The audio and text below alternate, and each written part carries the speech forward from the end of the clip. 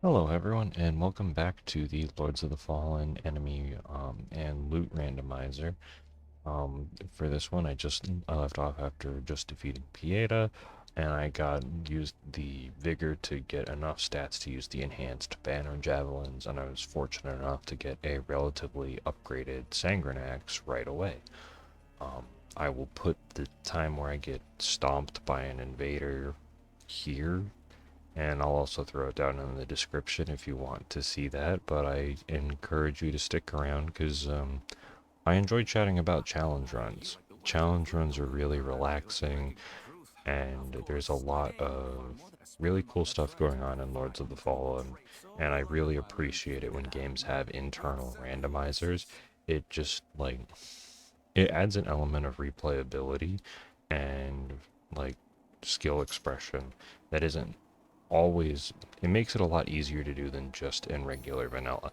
And that pickup is insane, and I'm going to be running with it for the rest of, well, not the rest of the run because I'm not finished yet, but I'm running with it for a very long time, all the way up through at least like the Skin Stealer sewer fight. Bloodlust is a very amazing weapon in the fact that when you defeat an enemy, you restore a little bit of health, which in with increased enemy density is amazing, and it deals two separate status ailment buildups. It might not so without like granted I know the Sangranax is I have a lot more Sangranax uses than I should right now. Um, the the ability to just like passively heal and save Sangranax uses for like the emergency scenarios is really useful. So getting up to use Bloodlust is going to be one of the big priorities. And fist weapons are just really fun. I'm probably gonna have to try and use those more in a later thing. Like in my um, granted I haven't played in a bit, but the current run of Oblivion Remaster that I'm doing, I'm just punching things because I'm like, in what other game can I punch a ghost and have it work?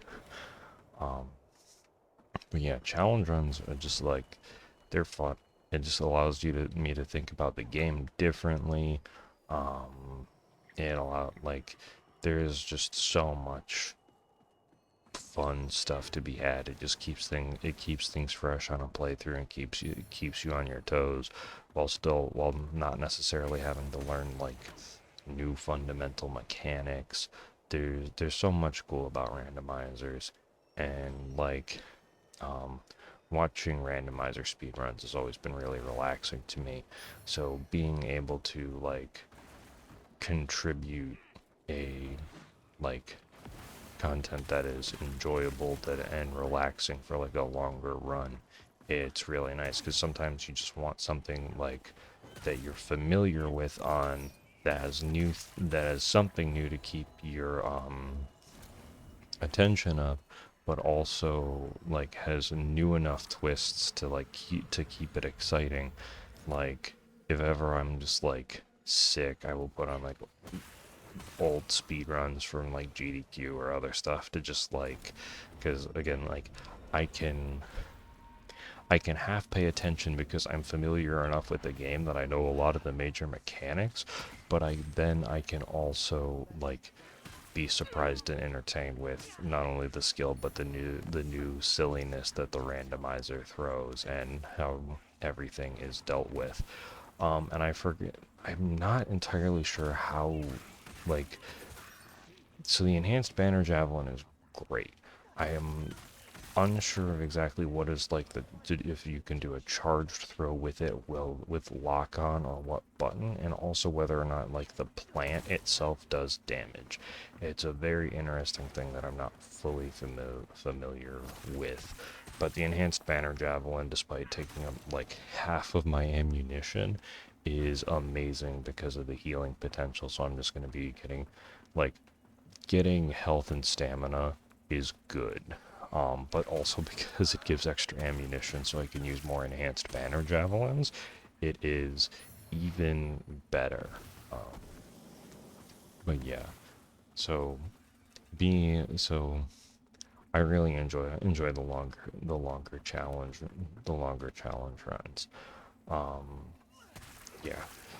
Um, and also it's just fun here because it is a giant collectathon. Because like some of my favorite speedrun categories are like the 100% completion, like Mario 64 120 star, because it shows off so much more of the game, and traversing to other like difficult areas. And I know I'm not talking a ton about Lords of the Fallen as of right now, but that is because very thankfully the enemies that have spawned in this area are not that much more difficult than in vanilla, even with the increased density. So I'm just kind of able to trudge through them relatively efficiently, making my way around. And if you hear jingling, my cat Miles is here because he knows that I'm about to get invaded, and he loves Souls games. He is a like 95+% black cat, and Bloodborne is his favorite game. He likes to sit in laps and snuggle while I play FromSoft games.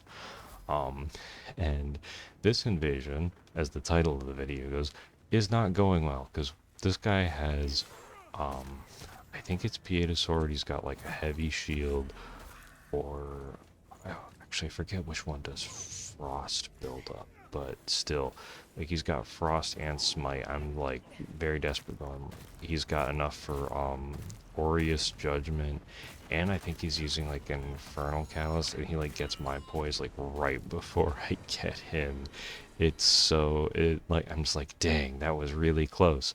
Honestly, I think I did a valiant job for starting in Umbral and getting invaded by someone who has way more stats than me. Because I know that I am just starting off, and I think Aureus Judgment is like 30 or 35 radiance. I should probably double check that, but um, because the early vestiges are relatively close together and the enemies weren't too crazy, I can just walk out and go collect all my stuff. And though I'm probably not going to be using, um, I don't think I'm planning on a boss weapon this particular run. I am still going to collect as many eyeballs as possible, because I think I'm just going to go for the Inferno ending, because I think it's less bosses, but I might try and go mess with the deer. But what want to I want to collect as many eyeballs as possible for like other runs, because like the severed hands and pilfered coins and things, I think are joined between characters, which is cool. So you can have like one character go collect things while your other is like there, and it's again really interesting because you can get some like the Knight of Adir armor and the other tribute armors on a new character. And I am like considering how fun this one has been. I am I I'm well I am planning to do an Iron Man. Um, the question is whether or not I want to do all binding, like all of the bindings, or just try and separate a withered health one and an Iron Man with all of the other ones. I might do an all bindings. Um, and I know it's all settings, but Hollow Knight is on my brain of like the all bindings pantheons. And I want to complete this run first just to see how everything goes, and then the other thing being I may want to use one of the unlockable starting classes. I'm not entirely sure how I want to go about that yet, but I think it's going to be a really good time um, for the random to try an Iron Man. And what's really cool is they have a setting that says whether or not you can get invaded in your Iron Man runs. Um, because I'm doing it for content. Well, I'm going to do it because it sounds like it's a fun challenge, but because I'm going to be recording it, I am absolutely going to leave it open because I will let my hubris defeat me entirely with having an invader come in and stomp me when I'm in my Iron Man run or fight them, because that sounds like so much fun. And again, for reference, the Lords of the Fallen Iron Man resets world progression. It does not reset your character inventory nor your level, which is very different from like losing like a Pokemon Emerald Kaizo Nuzlocke because someone invaded you and challenged you to a Pokemon battle. Like I would lose the world progress, but I'm not gonna lose character progress. And I think based off of like how well I can like grab everything for levels and stuff, that it's not going to take as long to retraverse areas, because like assuming like once you hit like level 70-ish, like, and you have like a full inventory, I'm not going to need to stop and run around to collect stuff as much. Like I'm not going to have to like look to see whether or not I can get the javelins or like what I need for a complete build.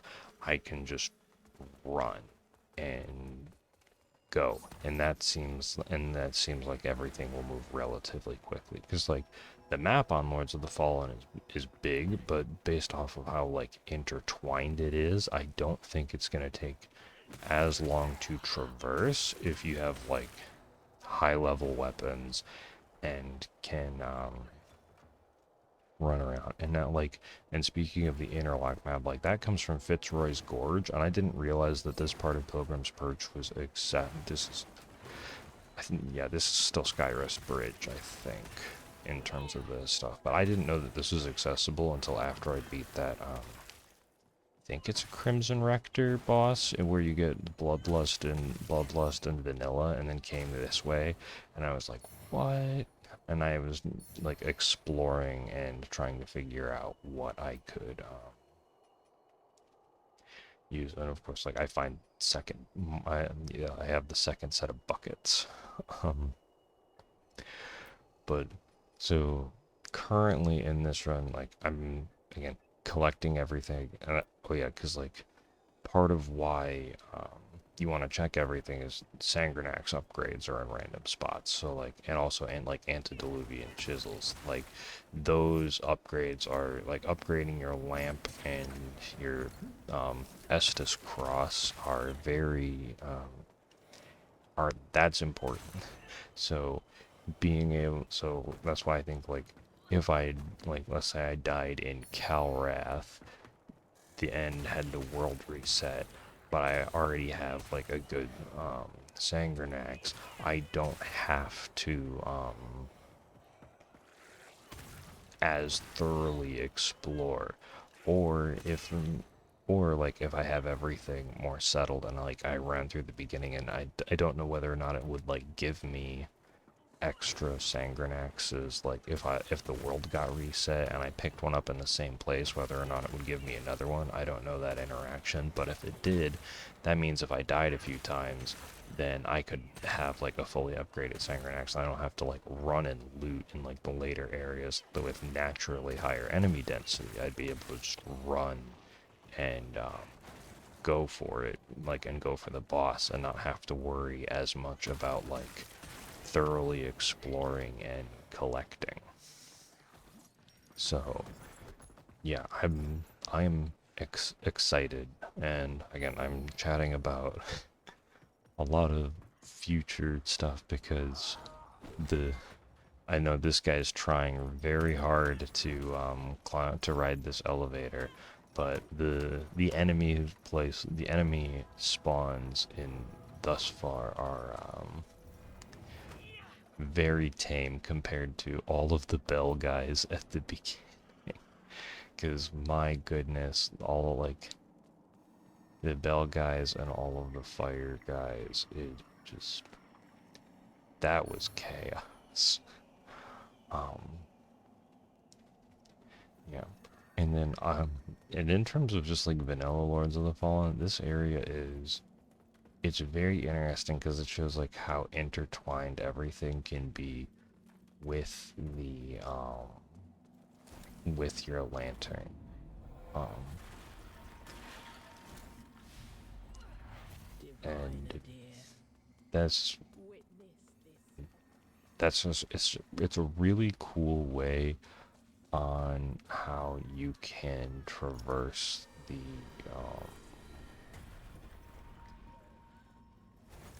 like using this to walk out and then drop down is really cool. And I think I just absolutely hit some.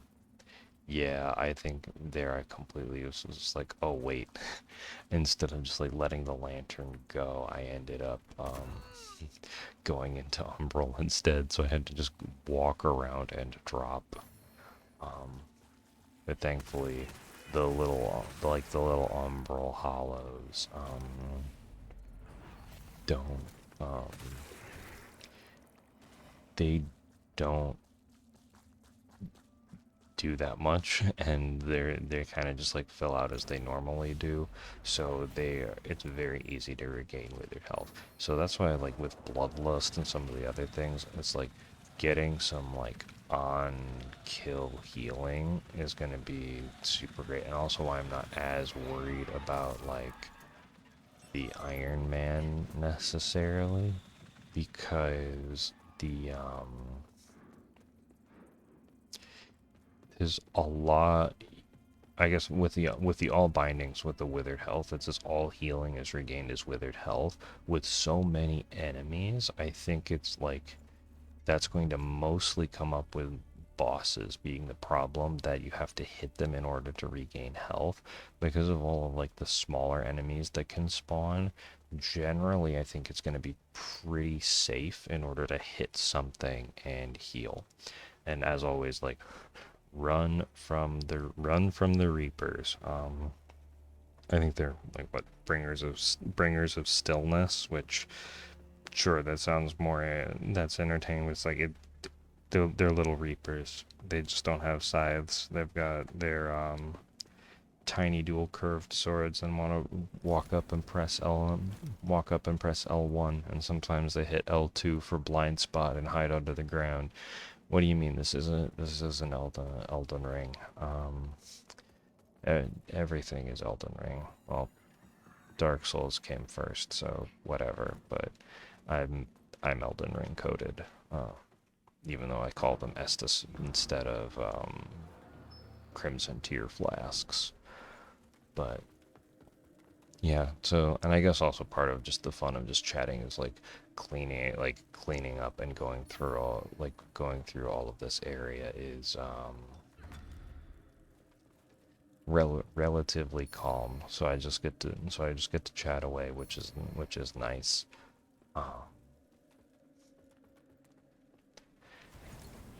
And I get to show off like all the little secret areas effectively, although there's probably not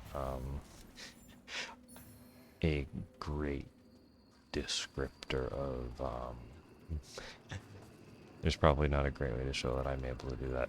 Yeah, so first time I did not know I could walk over there and then pull that way.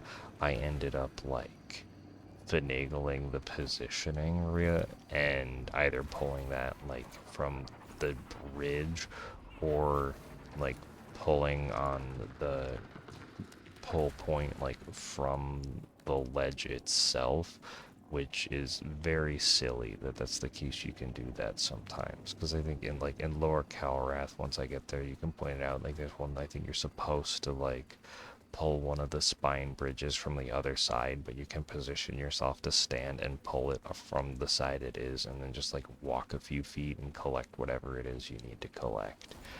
Um, yeah. Poor King. I don't know how he ended up getting as cursed as he did, because I probably could have paid attention to the lore better. And I want to call him Vendrick, because he kind of just gets turned into a zombie thing, and all of his weapons are based off of the queen. Um, so, but yeah, it was nice though having support for this game's Vendrick fight, and not having to go collect 5 giant souls in order to damage him. Um, but that was also just a very interesting thing to do, of like go beat these mini bosses and get the giant souls in order to defeat Vendrick. That was a really cool mechanic. I I like it when games do that, and there I really like the variety, like the puzzle, for when you have to like puzzle your way through a boss. I think that's why Shadow of the Colossus, well, at least for me, Shadow of the Colossus was always so cool, because the yes, it is 16 boss fights, but it's 16 puzzles, because every boss fight is a huge puzzle in that game, and it's how do you get to the weak spot, how do you platform your way around. Sekiro was also really cool with that, because I think like for me, the like Sekiro, Elden Ring, and Dark Souls 2 are like the big 3 favorites on the FromSoft games. And I think it's partially just like um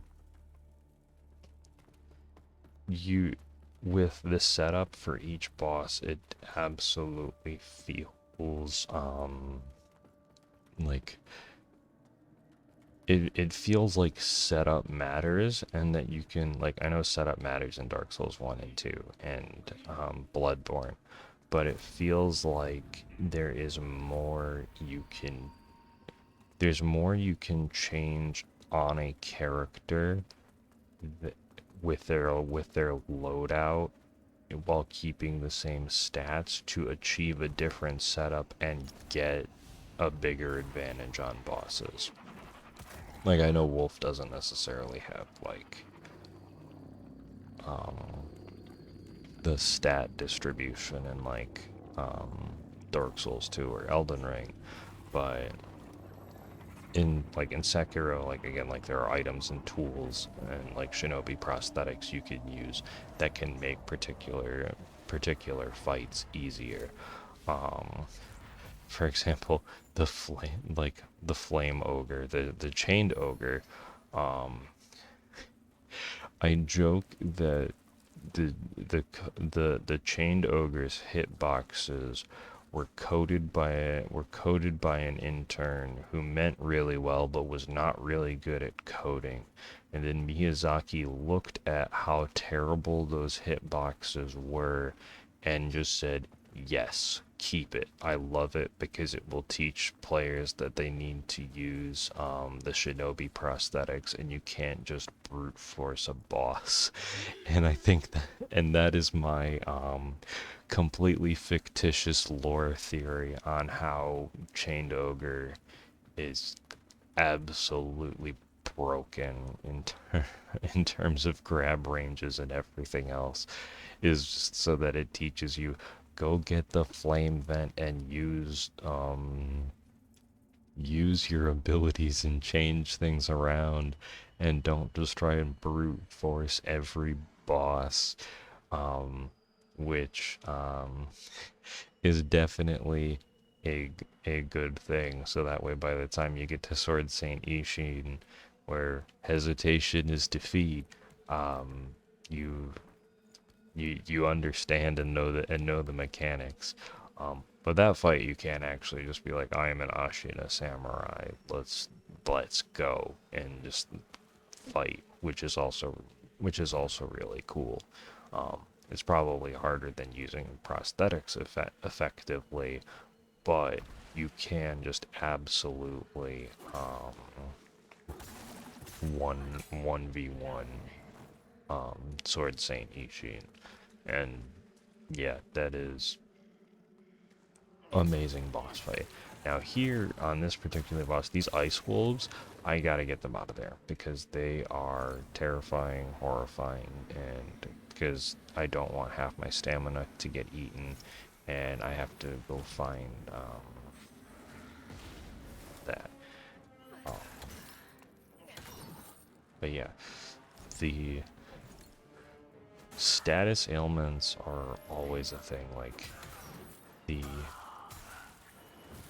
because I know I do have a relatively low damage at this point, so it is. I think I switched over to the devoted chopper at least until I can use bloodlust, and because I don't necessarily have an amazing shield or a lot of ammunition I can use, I've just got to stay in their face and attempt to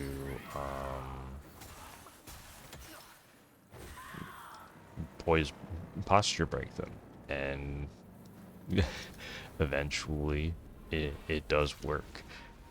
But however, that does not necessarily mean it will be successful much later on in the future.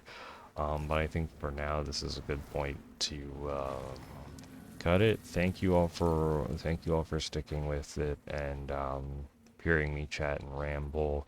I appreciate your time, and I hope you have an amazing day, and then I'll catch you in the next part of the randomizer. See ya!